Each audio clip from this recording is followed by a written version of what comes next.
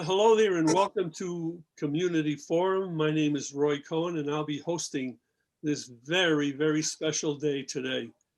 Our guest is Barbara Canavan, who was born 100 years ago. And I think if you look at her, I think she's fooling us. She looks like she's around 70. But anyways, she was born, coincidentally, today is her birthday, November 17th, 1920, to Thomas and Annie Daly. She's been an active, lifelong resident of Stoughton, and today is the second day celebrating Barbara's milestone. The first was a well-organized drive-by parade on Sunday, passing by her residence with a reading of the Selectmen's proclamation declaring today, November 17th, as Barbara Canavan Day. That's a tremendous honor. And followed at the end by a cheerful singing of Happy Birthday, which I think we all know the words to that, and we'll have a chance to do that again at the end of this show. Barbara attended St. Mary's Grammar School, graduating in 1934. She attended Stoughton High School, graduating in 1938, and enrolled in Bridgewater State Teachers College, where she graduated with the class of 1942. Her areas of concentration were mathematics and geography, and she taught the 5th and 6th grade. Barbara and her husband, Charles E. Canavan, had 7 children: Kathleen, Charles Jr., Thomas J., Richard J., Mary Jane, William R., and Kenneth Gerard. Mary Jane, if you want to read the proclamation, this will be your turn for the show. Do you have it? You have it? Well, I actually have 2 proclamations. One came from the House of Representatives, but I'm going to read the one from Stoughton. Okay. Is that right? Okay. So, Town of Stoughton, Massachusetts proclamation. Be it proclaimed, whereas Barbara Ann Daly Canavan was born in Stoughton, Mass. On November 17, 1920, and has been a lifelong resident of the town, and whereas Barbara Canavan graduated from Stoughton High School in 1938 and Bridgewater State Teachers College, then a normal school, I think, in 1942, with concentrations in mathematics and geography, later teaching 5th and 6th grade, and whereas Barbara Canavan married Charles E. Canavan and had 7 lovely children. Lovely is Kathleen, Charles Jr., Thomas, Richard, Mary Jane, William, and Kenneth.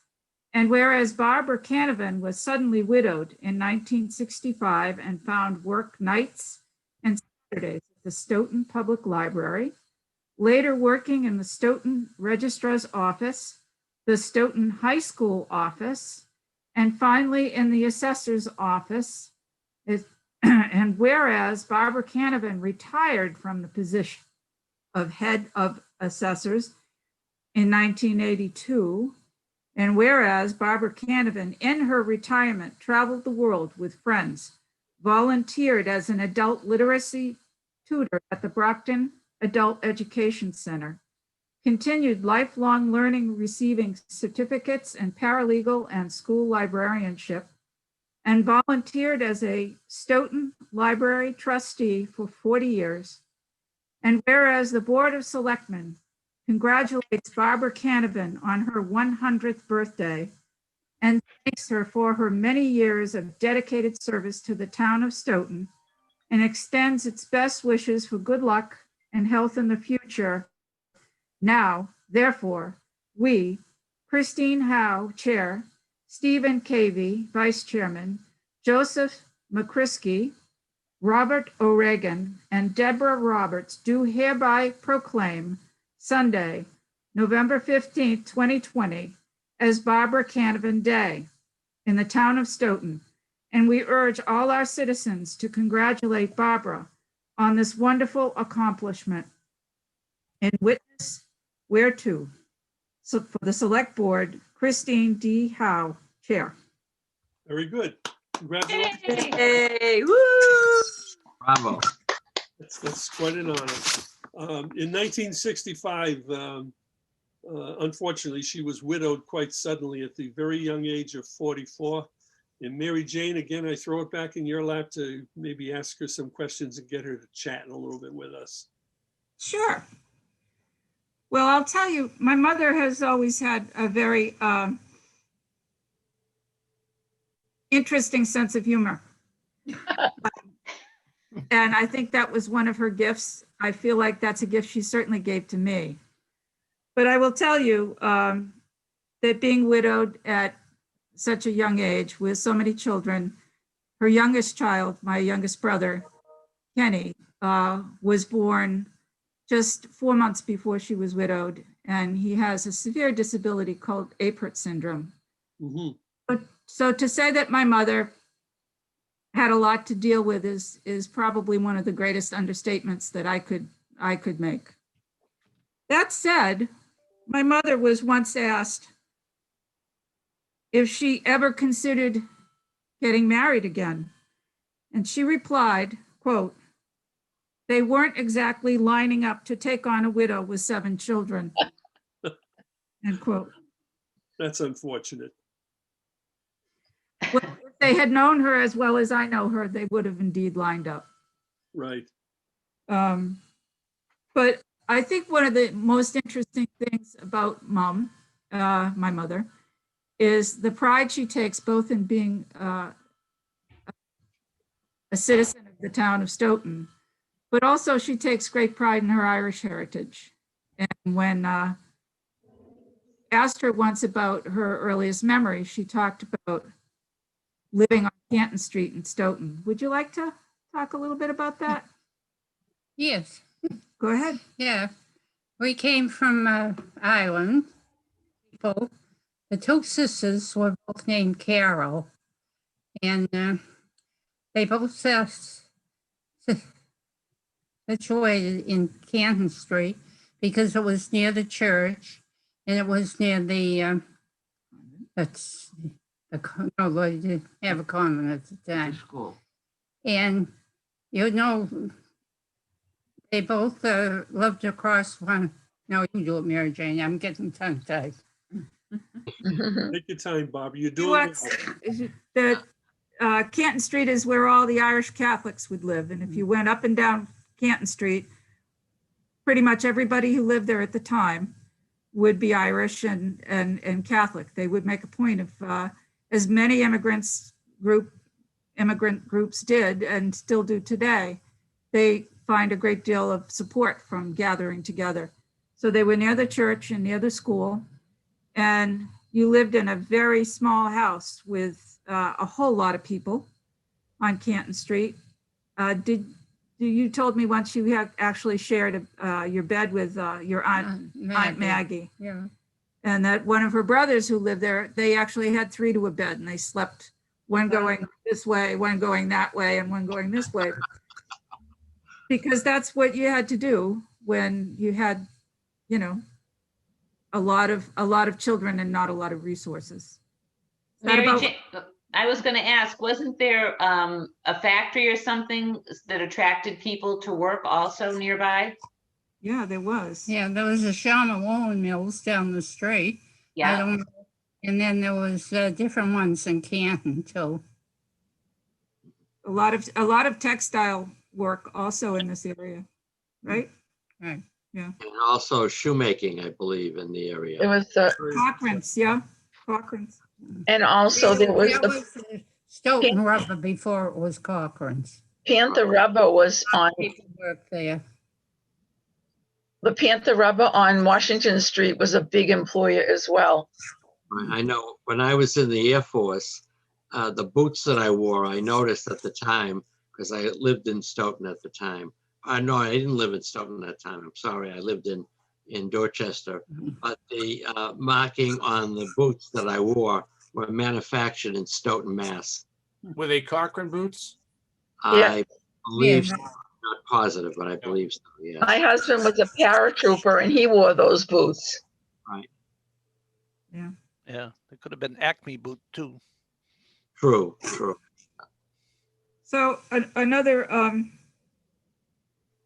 thing I'd like to mention about Mom was, and we passed over it in the proclamation, but after she retired, she volunteered to work at the adult literacy in Brockton. And I asked her about that one time because true to form, I never even knew about it until not too many years ago, because my mother never really toots her own horn about anything. And she told me all about it. The gentleman that she worked with for years afterwards still brought her vegetables from his garden and sent her cards. He was so happy to be able to read him. And I remember she said, quote, if you can't read, so much is completely closed to you. But if you can read, you're never alone, never alone with a good book. And that speaks to, I think, how much she valued education, but also how much she valued the whole world of ideas that are contained in the books that you can get at where? The Stoughton Public Library. Yes. Okay. Yeah. You got more to do, Mary? I do. You know, I'm a Canavan. I can talk, you know, but I don't want to. I asked my mother once what she was proudest of.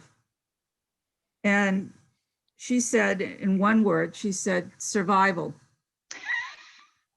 And But I didn't know it was going to be survived this long. Yeah. And I asked her to explain a little bit more about that, although I totally understood what she meant, having seen that close up. And she said, you know, being widowed so suddenly, and now we have a lot more support systems and support networks, I think, in place when these kinds of tragedies happen. But back then there wasn't all that much. And so I asked her, well, what kept you going? And she said, she mentioned a doctor and she mentioned a good friend whose son is here today, Mr. Crimmins, and that. And his mother. And his mother, and basically said, you had to find a way to just do what you had to do. And I think that's what a lot of people from my mother's generation, and certainly my mother, always did. You found a way to do what you had to do, and you just did it. And that's something I've always admired about my mother. I have to ask you one question. Yeah, I recently heard the story of Dolly Parton. She was one of 12 kids or something like that, and she's not as old. I think she's only 80 years old, 80 years young, but she was brought up in a house that was a two-room house, no water, no plumbing, and that's the way they started off life. Barbara's wasn't like that, was it? No. You had No. water and plumbing and all that kind of stuff. Well, when I was young, we lived with my two aunts in the family house, and that was kind of everybody had to sleep together and all, because the house that my parents lived in, which I never remember living there, the diocese bought it, and they tore the house down, and that's where they built the convent. Oh, So then, I don't know, I was very young, so I didn't know anything that was going on. But apparently, whether they couldn't find another house or what the story was. So then they went down to Canton Street to live in my mother's family home. And that was quite a thing. You know, everybody had to sleep with everybody else because there were, 7 kids? My mother and my father and my 2 aunts. wow. One bathroom. Yeah, I think Frank Crimmins will like this one, Mary Jane, about being civic minded. You got that one there?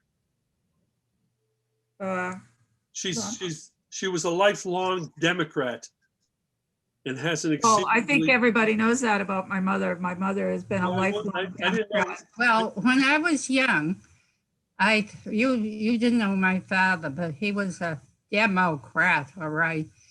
And I couldn't vote till I was 21, of course. And a few years later, there was I just don't remember who it was, but one of them was a Republican. And when I heard his life story and everything, I thought he was pretty good. Well, I made the terrible mistake at home to say I was thinking of voting for him. Well, my father told me I could do what I wanted to do, but I could get the hell out of the house. So, where was I going to go? So I voted Democrats. Wow. What'd you say, Frank? How about those Red Sox? Next subject. Mary Well, Jo- I have a question. Oh, go. Barbara, how many siblings did you have? That's my question. Oh, Well, sorry, Peggy. In my family, my mother had 9 children, but 2 of them died before I was born. So I brought up with 7 children, with 7. And where were you in the order? I was the youngest. Oh, My sister, I had 2 older sisters. One was 17 years older than me, one was 15, and then the brothers were all in between. and isn't there somebody famous in Town Hall that's related to you? Her painting is in Town Hall. Margaret. Margaret Fitzpatrick. Yeah. Yeah, Margaret was a cousin. And let's see, was it her grandmother or great grandmother? They were sisters, and they came over to Ireland. I think we never did genealogy then. Genealogy was not public, private, no. And but I assume they came over at the same time with a brother. And Anna Toomey's father was the brother. And they all settled on Canton Street. And my grandmother and Margaret's grandmother, they lived across the street from each other. So Margaret and I were always very, very friendly, the whole family. But we were brought up in the same street and diagonally across the street from each other. So we seem to think, and Jimmy, he's the last one. And let's say we're trying to figure out relationships. And I said, my grandmother and your great grandmother were sisters. So that's how I think anybody that had anything to do with the town of Stoughton knew Margaret just as well as anybody else. Oh, that's for sure. So was Fitzpatrick her maiden? That was her name, Margaret Fitzpatrick. She was never married. She never married. Oh, Margaret never married. Margaret. oh, Yeah. no. So was she the first female town clerk the town ever had? Nope. Yeah, I think so, yeah. No, Jenny Mack. Jenny Mack. Jenny McNamara was town clerk before Margaret, and Margaret went to work with her as her assistant. And when Jenny, whether she retired or what, I don't know, but then Margaret was town clerk. In the same way, Jean Fleming came to work with Margaret as assistant. Yeah. Oh, you don't remember, but we had 2 town clerks at one time. Jeannie Fleming was an assistant, and Margaret appointed her as town clerk when she got through.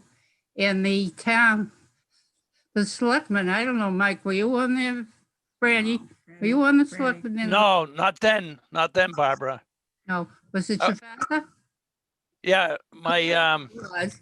The my select- father could have been. I came later with Roy. I was on a board with Roy in Yeah, 82. no, I didn't think it was you. And they appointed a town clerk from Canton. And for a while, we had 2 town clerks. And finally, the other fellow got kind of discouraged, and he found a job someplace else, which left Jeannie as town clerk. So at that time, the town clerk had the authority to appoint the next town clerk? hmm Wow. yeah. She So, must have been a tough nut. it was Margaret? quite a charm. But the two of them were working as the town clerk. And then he decided, well, this isn't worth the problem. So I think he found a job someplace else. Interesting. I have a question. Barb, where were you born? I have no idea. I know it was in Stoughton, but whether it was when we lived where the convent was or not, I don't know. She was born at in her home. Yeah, Oh, they were home. okay. Home birth. So that's what I thought. I thought you were born at home. Well, my first association with Barbara was through her wonderful brother, Red Daly, who was a teacher at the high school, and he was my 8th grade English teacher. He also took an interest in me, and he would have lunch at the Stoughton cafeteria that was owned by Mr. Janakoulis, where my father was the short order cook. And he would go into the restaurant for his lunch, and he would tell my father all about the things I was doing in school. And my father was so proud. He would come home and tell me that Mr. Daly had told him I had done this and that. And it made life so happy. And my dad was so proud. And Mr. Daly was just a wonderful mentor to me. And I just loved him dearly. And he was your brother, Barbara. Yeah. Where was he in the family next to you? What was the relationship with you? I mean, age-wise. What? Fran, your brother, Francis, how much older were you than he? He was 2 years older than I was. Oh, 2 years older. So he Yes. would be Yeah. 102 now. Yes, yeah. And he was He was a prisoner of war. prisoner of war for 2 years. Hmm. And when he came home, then when he graduated from high school, of course, there wasn't much going on then. And he went back for a PG course because he wanted to pick up some different subjects before he could apply someplace and get in. And he fell and broke his ankle or his leg. So he spent the rest of the year sitting on the couch.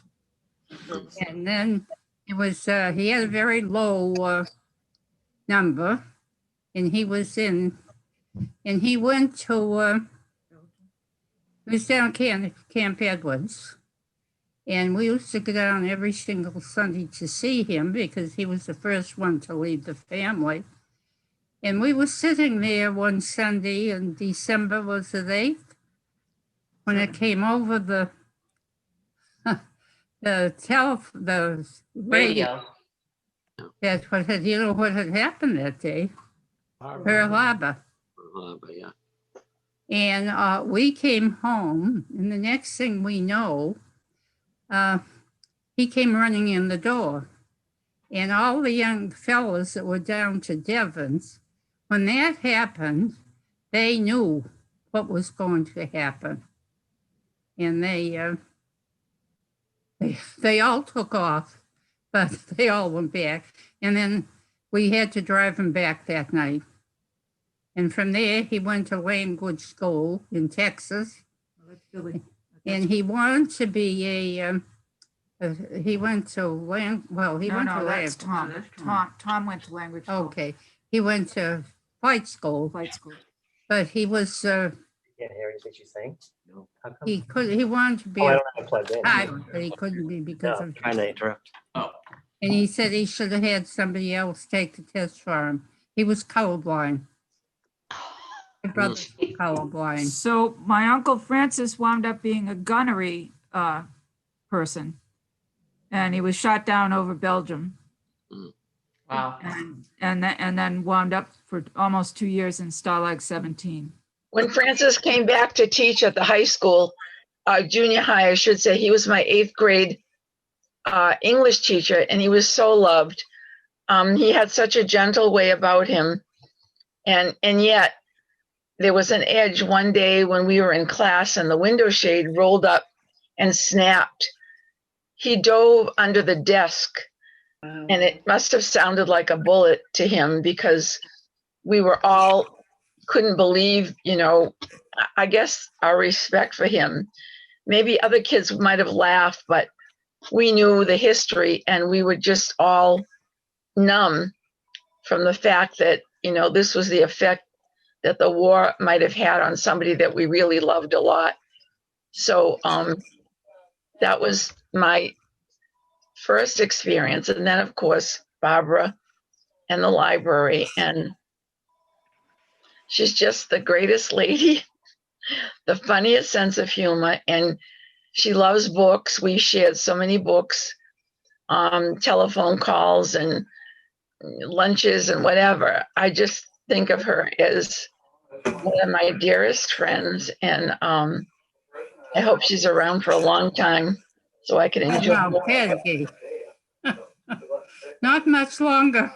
Oh, no, nobody said. Oh, wait a minute. Hey, Barbara, what did I say? You have to be around for the next election. Come Yes. on. Yes. Well, I just wanted to be around for this one. We did it. I am, and we hope that something will happen. I don't know. And Barbara loves glazed donuts. So if Oh, there you go. Peggy, I think it's only fair. You stole my question inadvertently when she went to Pearl Harbor. So Pat's stealing yours. So hopefully I'm stealing somebody else's. So I'm gonna ask a question, Barbara, for you. Can you share with us life during the Great Depression? Because you're the only one in the room that was. Yes, we were very. My father was working, which he wasn't always. Things were pretty good. Mm-hmm. Wasn't working, things were not so good. And we were very fortunate. Some families, were hungry, but we weren't, because my sister worked at a store. It was Atwood's Market. Oh, sure. And she wasn't, they weren't supermarkets then. You came into a market, you went up and you told them what you wanted, and they went and they picked it up in places and gave it to you. And they delivered each day, a lot of them. And so we didn't go without food. We were very, very fortunate because a lot of people did. I know they did. And if things were all right, if my father had a job and they weren't that steady, he was called in when he was needed and everything, and had a couple of weeks' pay, things were all right. And it was very difficult to keep up and everything. I think they were living with my aunts. Yeah. And Barbara, what type of work did your father do? he worked in he worked in woolen mills. Oh, That's what he did. Did he work for Shawmut or? Well, he worked in Newton usually, Oh, but okay. occasionally he would work in the Shawmut if he, if he was needed. But, we were very fortunate. But Christmas was a different thing, no big Christmas celebrations and everything. Sure. And it wasn't until, when the war came and business got picked up and everything that things were a little bit better then. Barbara, But it was very difficult for some people. Very difficult. In fact, I was thinking of this young kid that was, he lived up in, I think, his name was Jimmy, and he was hanging around our house a lot. And Franny and I were young, and we were dad and Jimmy. And he was there a lot at the meal times. And we were mad because we invite him in, there's somebody invite him in to eat. And my father gave us hell. He said, you who have never been hungry, there are kids and people that are hungry. And if we have extra food and somebody is near us and would come in. They could come in and eat with us. And my father wasn't that type of man anyway. He was kind of a, It was hard.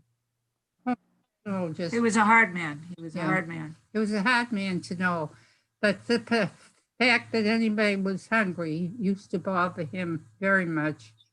And we were fortunate. We felt it in other ways, so we know that.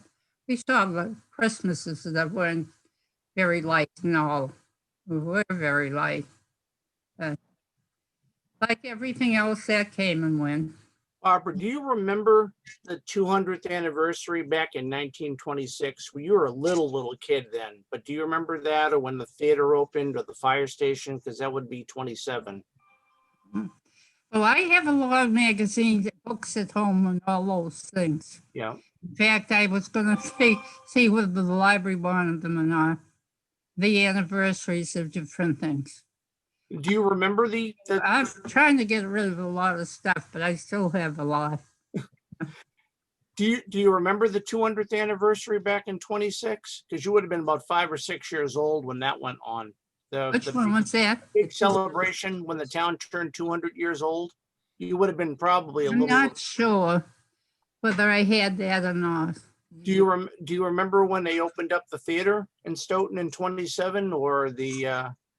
You probably went to that when you were a kid, I'm sure. Oh, yes, I was a big theater. We went to St. Mary's, and they used to have shows in the afternoon, too. Yeah. Sometimes at 3 o'clock we'd get out. I got into the movies for 10 cents for a long time because my brother, the girl that was working at the counter on the outside, I don't know, it was my brother's girlfriend, or she used to be. So I was quite an adult, and I was still getting in for 12 cents a book. Sure. Thank you. When you read some books now, or you watch some old movies on the television, the clothes don't bother me too much. The hairdos kind of do, but I'm not one for spray hair anyway. But it's some money. They'll go out and they'll have quite a meal, and it'll be $2.50 or something. Right. When you're watching these movies, and say the clothes do bother you, and the women wear hats, no matter where they are, they're dancing and they're wearing a hat. But it's when it comes to money, or something that's, they'll have coffee and donuts or something, and the whole thing will come to about 50 cents. Wow. Barbara, I have a question about when your husband passed away. You told me a story once about you had a close friend from the time you were both in first grade, and he came to your house and he talked to you. Can you share that with us? Mike Clemens. Well, his son is here. That's why I want, yeah, I know. Mike was a big friend. Yeah. Mike was, because his mother and I grew up in the same neighborhood. And we played paper dolls together forever. And we played, and I couldn't understand because she was, what is it? She was 2 young. She was 2 years younger than me. And well, anyway, she went to school a year early, right, Mike? Yes. She lived in the neighborhood in St. Mary's. If there was seats, they didn't mind filling them. And Helen Crimmins, Mike's mother, was 2 years younger than me, but she was only a year behind me in school. And I thought she must have been a genius. So I found out that she went to school a year, but she still was a genius. Very smart woman. Yeah. Yeah, Mike came, and after Charlie died, I wasn't doing too well. And he just came in one night and he said, I'm going to talk to you. And if you don't like what I'm saying, you can throw me out and I won't bother you anymore. And she told me the same thing. He told me, he said, I know you'll never get over it, but if you don't, he says, you've got a bunch of kids around here and they're not going to get over it easy either. So it's up to you to make up your mind. You've just got to not forget it, but deal with it so that your kids can have their lives themselves. And he was true. But Mike always made a lot of sense. He was one of my he and his wife were both my very near friends for a long, long time. Tracy, But there's a Crimmins in my life now, so that's all right. Nah, Tracy or Lynn, if you have. Not the same, but it takes over.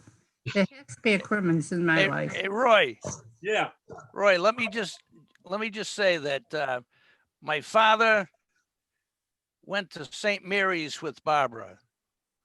My father was born in 1920.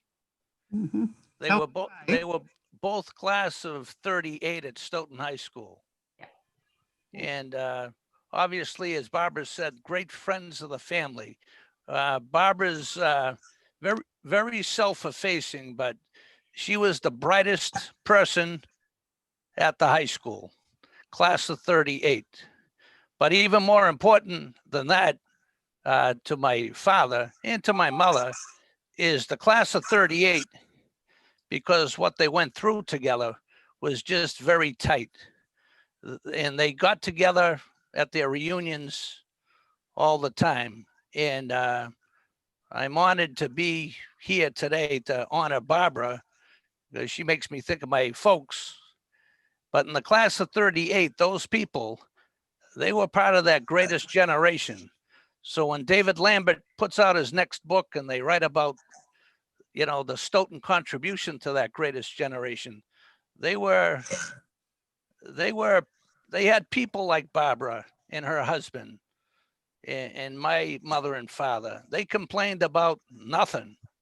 It was like Barbara said, they were happy that they survived because they knew a lot of people that didn't survive.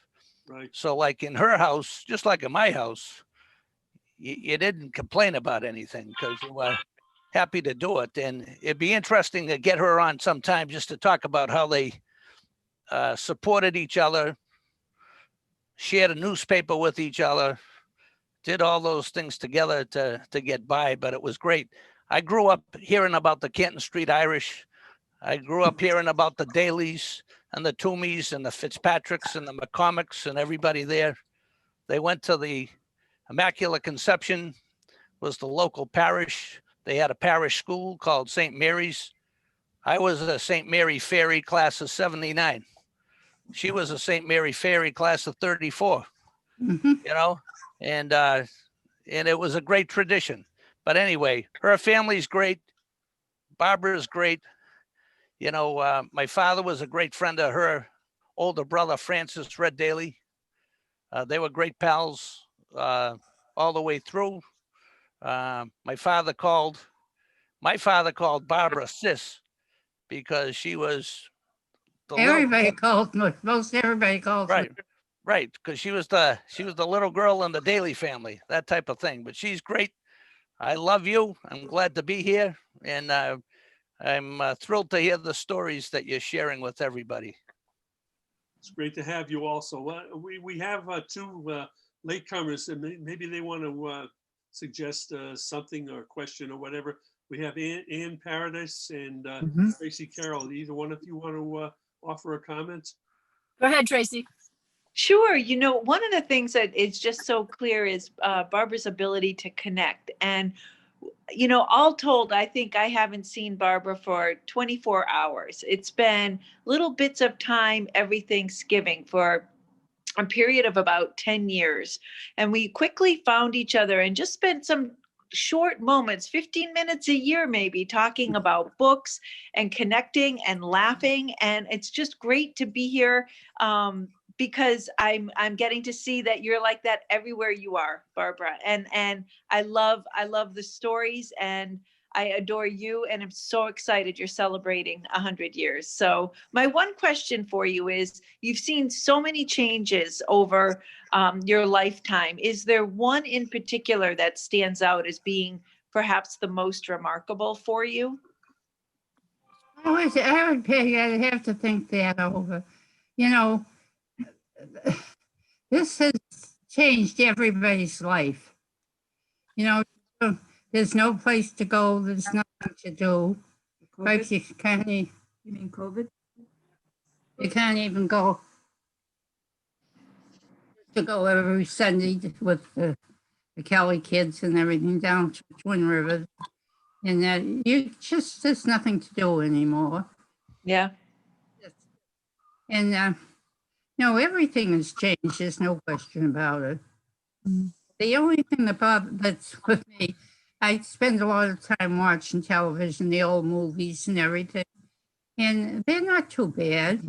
But then when they talk about money, oh boy, does that make a difference. Yeah. But no, just, and the library's still there. And when it's remarkable what those organizations are doing to try to keep going. Mm-hmm.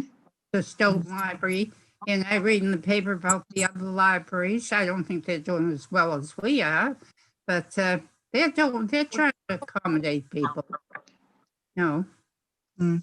Not to be prejudiced at all, Barbara, but I Yeah. think you said it all about the Stoughton Library. I'm not prejudiced, you know that. Oh, I know that, yeah. I met Barbara about 38 years ago or so. Yeah. We both joined on to the Stoughton Library trustees, and her brother Francis Daly was the chairman at that time. And then when he resigned, I took over, and I think it was Barbara's doing that pushed me into the job. So I have you to thank for me still being here, Mhm. 38 plus years, and going through all this. I've tried to resign a few times, but they haven't let me yet. But Barbara was a very influential person in the new library construction, and her input has always been very, very precious to us all. And I don't think I would have stayed on as long if Barbara wasn't there to keep me company. And since she's now in emeritus, I hope you stay on very, very much longer, because otherwise I'm going to go along with you if you resign from it again. Well, of course, I have a few years over Harvey. Just a few, just a few. Just a few, and I'll tell you why. When in the 70s, they wrote a new contract for the Stoughton, and in it they said you could only hold one position. You remember, Harvey? Right, I remember that, yes. Yeah, one position in the town of Stoughton, either elective or appointed or anything. And my brother Franny was also, he was the chairman of the Stoughton Public Library Committee, but he was also a town manager in the town report time thing. And all those people that did something else were also town meeting reps. So they all had to, they didn't retire from their committees, they retired from the town meeting. And I don't think they had enough people to run the town meeting for a while because these people weren't able to hold two positions. So I know Franny had to retire as a town meeting president. And then after a few years, I was working at the town hall, and they told me at that time I couldn't be on the library committee. I had 5 years on the library committee, 72 to 77. That's why I'm a few years ahead of there. Right, and I came on in 82 or. I can't see you, Stoop. Jean, Barbara wants to see you. You going closer isn't Okay. gonna make a difference. Here she comes. Here she There comes. we go. Hi. Hi, Jean. Hi. Oh, so that's why I didn't want to retire. So one of our women that was a town meeting, she was on the committee. She used to follow me around. I used to hide on her. And finally she got me in the ladies' room one day. She told me, you can't be on this the library committee because you work for the town. And shortly after that, they reversed that because people that work for one committee are apt to work for another committee or work for other things. So that's why I'm just 5 years ahead of Harvey, because I had those 72 to 77. And it's clear she's still not over it. Right. Clearly. Hi, Barbara. It's Jean Fleming. Happy birthday. Oh, thank you, Jean. Are you having an enjoyable day? Well, it's kind of overwhelming. Let's put it that way. I'm sure. Yeah. Well, I'll Well- jump in for just a minute here, See Jean? Barbara. Come over and see Jean. Oh, hang on. I'm gonna jump in. Oh, is it? Yeah. There she is. Yeah. At the end. There's Ann. So hi, Barbara. Happy I birthday. didn't see you either. Hi there. Hi. I'd just say a couple of things, and then at the risk of staining Barbara's reputation, I'm going to ask her to tell a story. But so I've known Barbara for 30 years, and we share a love of mystery books, right, Barbara? Some of our favorite authors we both like, and we share a love of food and travel. And so that was one of my questions for you, unless you've touched on it already. When you think back to all the places that you've traveled, is there a favorite destination, a favorite country? What stands out to you the most? And then I want to ask you to tell a story. So what about travel? Do you have a favorite trip that you've taken? Well, you know, I wouldn't get in an airplane. No. No way would I go in an airplane. And then Bill moved out to California, and my sister-in-laws were going out to see him. So I decided I want to go. And I was telling my dentist, Dr. Brickle, one day that Bill was out in California and I couldn't go out because nobody wanted to go over the road. You were afraid to fly. I was afraid to fly. And he said, well, do you really want to fly? And I said, well, I don't want to, but I want to go to California, see Bill. And he said, well, come to see me. And he hypnotized me. Oh. And it worked. Wow. Perfect. Plus, I had in fact, I had a crush on Dr. Brickle when I was younger. Was it Dr. Brickle that hypnotized you, Barb? Yeah. Dr. Brickle? Oh my God, I never knew that. I'm Yeah. So, yeah, I was he did you for 6 smoking, didn't he? No, just talk to the people. Okay. Leave me out. Okay. And so I told her, that's when, and the first place we went, believe it or not, was Egypt. Yeah. Wow. And that was a hell long ride. Well, yeah. And then you No, the first place was California, just to see Bill. And then Franny, my friend, said, well, now that you've been out in an airplane, you can come to Egypt with us. And we spent a week in Egypt and a week in Israel. And we were supposed to go over the peninsula there by bus. And there must have been something going on from Egypt to Israel. And there must have been something going on because we flew over to from Egypt to Israel. And we got there too early, so we couldn't get in the plane. We couldn't get in our place where we were going to stay. Okay, so you liked Egypt the best? I think Egypt. I think it was a historic thing. To Yeah. go to the Nile, Mhm. see all the villages there and everything. Yeah. Yeah. So what's the story, Ian? So the story is, I'm going to let everybody in on a little secret, Barbara, that both of us are big Star Trek fans. And I'm going to bring you back, I don't know how many years ago, when we went to Las Vegas, MJ, Mary Jane, and Billy, and you and I took off and went to the Star Trek Museum. Do you remember that? Las Vegas, yeah. Las Vegas. And do you remember what happened when we were at the Star Trek Museum? Can you tell people about the ride we went on? Oh, yeah.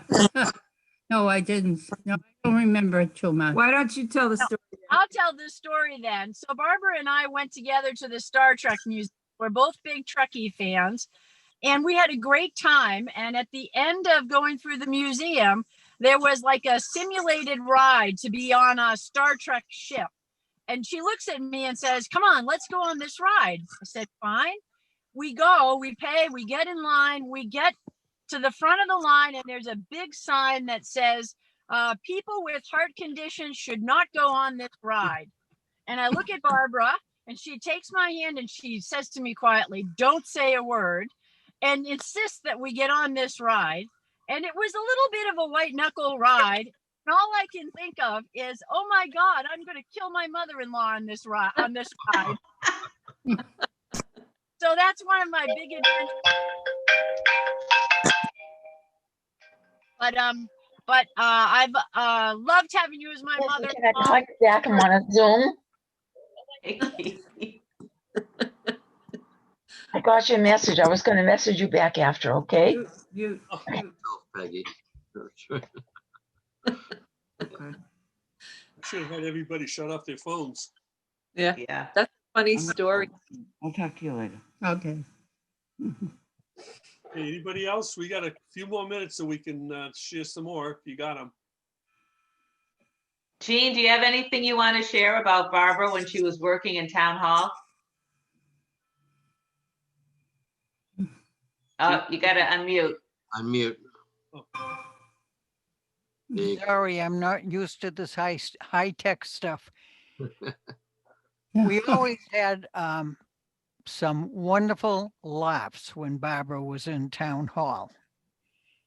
And she was just a lovely person to work with. Huh, Barbara? Oh, yeah, Jane. It was fun then, wasn't it? It was. It was. Times have changed, Yeah. but it was fun back then. Well, of course, the world was so different then. You know, you're stuck in the house. There's no place to go, nothing to do, really. That's right. But that hopefully will be over soon. And we can get back to somewhat normal. They have something for it now, don't they? They think it's there's a vaccine in development. the vaccine. Yes, they're still testing it. Did they say 94% operated? They did, but it's still in testing. It's still being tested. Oh, yeah, it'll still take quite a while. It won't be cleared off for a long time. Well, I hope you enjoy your day, Barbara. So Barbara, I do have another question for you. You've hit years, which is remarkable. What are the things that you still want to do that you haven't done yet? What? What do you still want to do that you haven't done yet? Not much. No. I'd like to go out with George Clooney. Okay. I don't think that she. What's the hell's wife's name? I don't think she'd listen. George Clooney.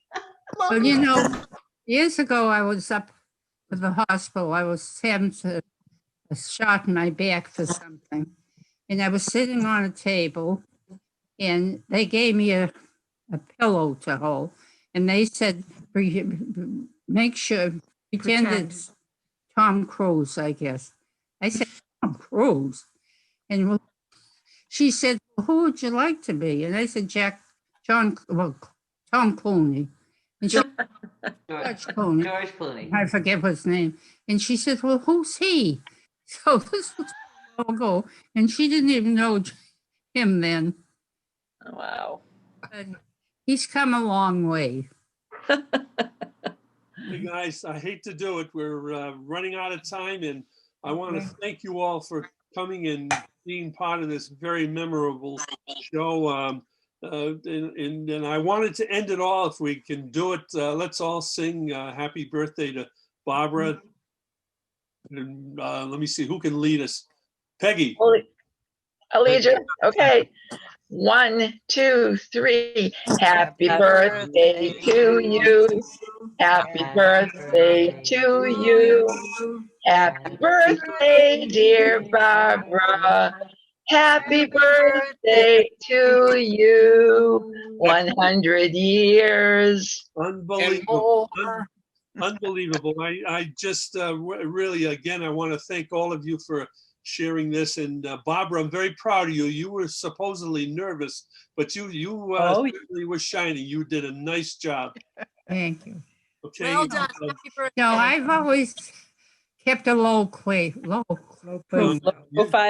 I just never, and I, all of a sudden, I'm in this Spotlight. spotlight. You're a celebrity. Yeah. She's beautiful. Yeah. And the man that brings the At food. this time, I have to thank Mike Hammond, He Robert, says to me, I didn't know you were 100. I said, well, I don't tell Dave people. Young, and a special thanks to Sandy Lamparelli for supplying the photos that we used in my background. This is Roy Cohen saying, I hope you enjoyed the show. To me, this is one of the best ones that I've been involved with in 30 years. Such beautiful people. And thank you very much, everybody, for taking part. And we'll see you again next week. Bye-bye now. Thank you. Thank Happy you. birthday. Happy birthday, Barbara.